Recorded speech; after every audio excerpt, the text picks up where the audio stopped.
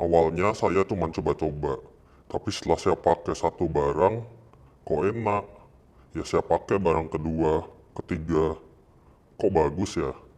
Ya meski saya tahu di luar sana barang lain sudah bagus juga dan mungkin lebih bagus dari yang saya pakai. Tapi ya inilah mungkin yang dinamakan jebakan ekosistem. Halo Sobat Foto, kembali lagi bersama saya Yedi Jaluhur.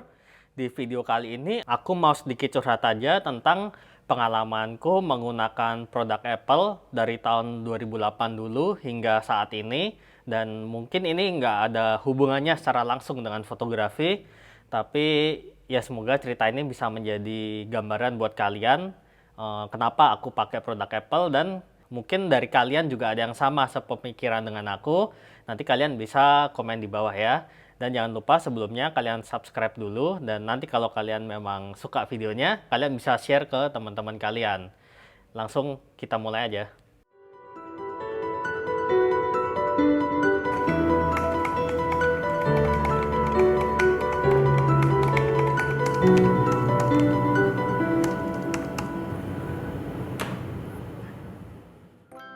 Aku itu sebenarnya pengguna Windows udah lama banget. Mungkin dari pertama kali aku belajar komputer itu dulu pakai DOS. Dan SD itu aku sempat Windows pertama kali yang aku pakai itu adalah Windows 95. Itu aku ada PC sendiri di rumah. Dan setelah itu update ke Windows 98 dan seterusnya. Terus kurang lebih pada tahun 2007 itu aku punya temen sekolah dan dia itu menggunakan produk Apple. Nah, pada saat itu produk Apple itu merupakan produk yang wah, dan itu tuh sangat prestis banget gitu loh. Nah, kalau kalian tahu itu MacBook yang dengan bahan polikarbonat warna putih itu. Dan ya sejak saat itu aku ngeliat temen aku menggunakan komputer Apple ini, dan aku lihat desainnya itu keren gitu loh. Di saat semua komputer waktu itu tuh warnanya hitam atau silver, itu benar-benar cuman Apple aja pada saat itu yang menggunakan warna putih, dan putihnya itu keren banget pada masa itu. Ya, jadi balik lagi pada saat itu aku masih pakai Windows, dan aku itu suka banget yang namanya ngoprek komputer pada zaman itu, dan overclocking terutama sih di software ya. Itu tuh udah menjadi makanan aku sih, karena waktu itu dengan keterbatasan uang dan resource, dan mungkin kayak VGA itu juga terbatas banget lah saat itu, masih Pentium berapa 4 waktu itu, dan VGA-nya juga masih biasa aja. Jadi aku ingin memainkan game berat-berat kan, jadi mau nggak mau karena aku nggak bisa beli VGA yang bagus, ya udah aku overclock. Dan ya pernah sempat sampai jebol juga gitu prosesor atau VGA-nya tuh kayak overvoltase gitu loh.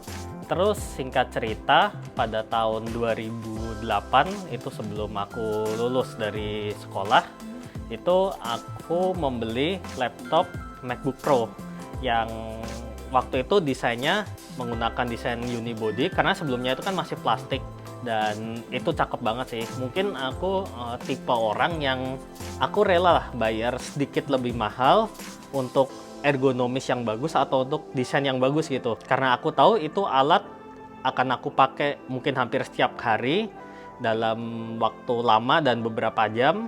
Dan selain itu aku memilih Apple itu karena pada saat itu layarnya itu menurut aku paling bagus. Sebelumnya itu aku pakai laptop Vaio, itu kan laptop Vaio juga udah cukup high end kan pada zamannya, tapi itu beda jauh banget kalau dibandingin sama MacBook Pro tahun 2008 itu. Kalau nggak salah itu udah menggunakan layar IPS, yang sebelumnya itu masih TFT LCD. Apple udah selangkah lebih maju, dan ya warnanya bagus banget. Kebetulan aku juga suka sama fotografi dan foto editing udah sejak tahun 2008 dulu, makanya aku memilih produk Apple. Dan sampai sekarang mungkin bisa dibilang aku terjebak ya sama ekosistemnya Apple, karena pada ujungnya aku membeli iPad dan iPhone juga karena integrasi softwarenya tersebut supaya lebih mudah digunakan gitu. Dan mungkin salah satu alasan aku membeli laptop Apple juga karena aku studi di graphic design, dan aku tahu orang desain itu orang visual banget. Dan singkat cerita, kemarin pada tanggal 11 Juni itu tuh Apple mengadakan conference WWDC yang diadakan secara online. Dan ada satu hal yang menarik yang aku harus bilang ke kalian, yaitu Apple mengumumkan akan mengganti semua lini yang selama ini mereka menggunakan Intel itu akan diganti dengan prosesor tipe A-nya itu. And now it's time for a huge leap forward for the Mac. Because today is the day we're announcing that the Mac is transitioning to our own Apple Silicon.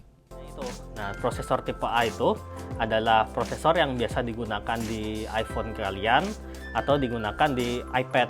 Kalau dilihat memang benchmarknya, kecepatannya itu udah tinggi banget sih prosesor tipe A ini. Jika dibandingkan sama Intel yang terbaru, itu udah nggak kalah 11-12 seperti itu. Terus kalau kita tarik ke belakang, dulu sekitar 14 tahun yang lalu, tahun 2006 itu, Apple itu juga pernah tuh mengganti semua lini PowerPC. Waktu itu sebelumnya Intel ya, dia masih pakai PowerPC yang terkenal panas banget. Kalau kalian tahu mungkin telur aja kalau ditaruh di atas laptopnya itu bisa mateng. Itulah PowerPC. Sekarang akhirnya setelah 14 tahun kemudian, Apple mengganti prosesor Intel yang ada di lini laptopnya menjadi prosesor seri A ini. Dan alasan, kalau menurut conference tersebut, salah satu alasan Apple menggantinya karena prosesor Intel itu, kalau kita bandingin grafik antara watt dan performanya, itu prosesor Intel masih menggunakan watt yang besar dan performanya besar. Sedangkan di prosesor tipe A yang dipakai di iPhone dan iPad, itu kan wattnya kecil, itu prosesor hemat daya tapi dengan performa yang sangat tinggi. Dan maka dari itu Apple akan mengganti semua lini laptop dan mungkin iMac dan mungkin Mac Pro juga seperti itu guys. Tapi mengganti prosesor ini itu tidak semudah yang dibayangkan, kayak mereka mengupdate prosesor Intelnya aja gitu. Jadi prosesor Intel atau AMD yang selama ini dipakai di komputer kalian itu menggunakan arsitektur x86. Sedangkan prosesor yang digunakan pada A series itu menggunakan sistem ARM. Dan itu merupakan dua arsitektur yang berbeda banget guys. Implikasinya, software-software yang ada di tipe ARM dan tipe x86 ini itu tidak bisa dijalankan di arsitektur yang berbeda. Dan tentunya Apple juga nggak mau kan kalau dia mengganti prosesornya tapi softwarenya nggak bisa dijalankan, sehingga dia mengeluarkan program yang namanya Rosetta 2 dan Universal. Jadi kalau aku menarik simpulan, memang Apple ini itu sangat bergantung sekali sama developernya untuk bisa mengupdate semua aplikasinya, sehingga nantinya yang tadinya jalan di prosesor Intel bisa jalan di prosesor seri A ini. Nah, terus sekarang aku akan masuk sedikit ke bagian foto dan videografinya. Nah, jadi begini. Yang pertama, gue itu sangat optimis banget sama langkah yang dilakukan Apple ini untuk mengganti ke prosesor seri A-nya ini. Kenapa? Nah, aku mau cerita dulu nih. Dalam fotografi, itu mungkin 50% lebih aku menggunakan software Lightroom, dan sisanya itu kayak Photoshop, Capture One, Illustrator, InDesign, itu aku pakai, dan beberapa program kecil lainnya. Nah, itu semua software tersebut itu berjalan pada prosesor dengan arsitektur x86 Intel AMD ini. Dan kalau di iPad itu memang ada sih kayak Photoshop buat iPad, Lightroom buat iPad. Nah, aku ada cerita yang menarik nih. Aku kan juga punya gadget iPad Pro, itu keluaran tahun 2017, menggunakan prosesor seri A10X, itu sama kayak prosesornya iPhone 7 yang ditambahkan graphic card seperti itu.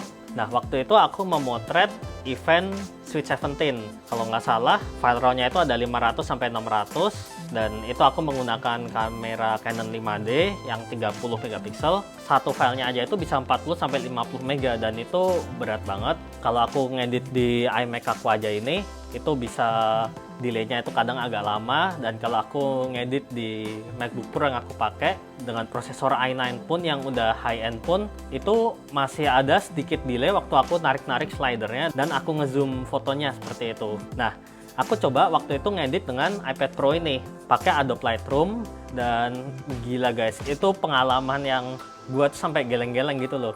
Gila, ini gue pakai iPad 2 tahun lalu, ratusan file RAW aja, itu ngedit itu smooth banget guys. Waktu aku narik-narik slidernya itu kayak itu tuh instan gitu loh. Ya meskipun waktu di export membutuhkan waktu lama ya. Dan gue sangat menantikan sih dimana kalau Adobe Lightroom yang cepat berjalan di prosesor A ini bisa dibawa ke desktop. Itu aku akan sangat suka banget dan pasti workflow-nya juga makin cepat seperti itu. Terus di sisi video pun gue juga pernah iseng nyoba pakai iPad itu mengedit file footage 4K MJPEG. Itu file yang bitrate-nya itu gede banget, 500. Waktu itu aku pakai program LumaFusion. Itu salah satu program video editing yang bagus dan lengkap. Footage 4K itu berjalan dengan lancar banget guys. Nggak kalah dengan kalau aku ngedit pakai MacBook Pro yang sudah dengan prosesor i9, dan itu amazing banget sih. Maka dari itu aku menantikan untuk pergantian prosesor ini. Di sisi lain, Apple juga mengatakan kalau mereka akan memulai transisi ini itu selama 2 tahun. Tapi kemungkinan ya mereka akan mengupdate pelan-pelan lah, mungkin dari kayak MacBook Air-nya dulu, terus MacBook biasa, terus MacBook Pro yang kecil, baru sampai akhirnya ke iMac dan MacBook Pro atau bahkan ke Mac Pro seperti itu. Mereka bilang sih selama 2 tahun akan memulai transisi itu. Dan ya mungkin ini hal yang menyakitkan selama 2 tahun ini. Kenapa begitu? Karena aku yakin banget akan banyak sekali program yang ngebug dan pasti akan banyak orang yang mengatakan kalau jangan update karena software A tidak bisa dijalankan di prosesor ini dan ya sebagainya seperti itu. Mungkin yaitu transisi yang kita harus hadapi kalau memang pengguna Apple. Tapi ya semua bergantung lagi sih balik ke developer softwarenya sih. Memang mereka yang harus mengupdate seperti itu. Terus Apple itu sebagai perusahaan yang biasanya menjadi pionir untuk masalah inovasi dan mereka itu nekat banget gitu untuk melakukan penggantian partsnya. Kayak dulu itu dia menghilangkan floppy disk, terus menghilangkan CD-ROM, di iPhone pun menghilangkan jack 3,5 mili, dan kabarnya juga mungkin 2 atau 3 tahun lagi rumornya Apple akan menghilangkan port yang ada di iPhone seperti itu. Yaitu mungkin langkah-langkah nekat sih yang dilakukan oleh Apple, dan ya gue diantara setuju dan tidak setuju sih. Setuju karena ya memang dunia teknologi itu harus berubah, karena gimana pun harus ada satu company atau satu brand itu yang harus bisa dibilang mengedukasi masyarakat kayak sebagai tumbal gitu loh. Kayak Apple itu kan paling sering jadi bahan hinaan seperti itu karena dia menghilangkan fitur A, B, C dan melakukan ini itu sebagainya. Tapi ya kita lihat aja untuk beberapa tahun ke depan. Kalau saran dari aku sih, kalau kalian yang udah punya laptop yang sekarang, mungkin kalian bertahan dulu, mungkin 2 atau 3 tahun lagi mungkin baru saran aku kalian upgrade, kecuali memang kalian sudah kebelat upgrade atau kalian memang developer. Dan untuk foto video juga, dan juga ini sebenarnya bukan langkah yang pertama kali Apple pionir. Windows pun sekarang udah mencoba loh prosesor ARM buatan Qualcomm itu digunain di laptop-laptopnya. Mungkin kalian bisa searching. Berarti kalau aku bisa simpulkan memang mungkin perkembangan ARM prosesor ini bisa saja sih menggantikan x86 arsitektur. Tapi bagaimanapun juga Intel, AMD, mereka itu perusahaan besar dan mereka pasti akan mengikuti perkembangan zaman juga sih. Siapa tahu mereka membuat Intel generasi ke-11, 12 menggunakan ARM atau hybrid ARM dan x86. Ya aku nggak tahu sih, aku bukan orang IT, tapi ya something really changes gitu loh. Tapi ya apapun itu, mau MacBook, mau Windows, mau Intel, mau prosesor A, mau pakai Qualcomm, Snapdragon dan sebagainya, itu nggak terlalu penting, karena yang penting itu kalian tetap berkarya, foto dan video. Kalau hasil kalian memang bagus, orang juga nggak akan peduli sih mau ngedit pakai program apapun, itu terserah. Yang penting kan hasil akhirnya disukai oleh orang, atau at least itu bisa berguna bagi masyarakat. Jadi sekian dulu curhat aku. Nanti ke depan aku udah nulis banyak skrip juga. Aku banyak sekali sih hal yang mau aku curhat ke kalian. Gimana tentang perkembangan fotografi sendiri, tentang gimana etika memotret. Kalian nantikan aja di sesi curhat berikutnya. Dadah.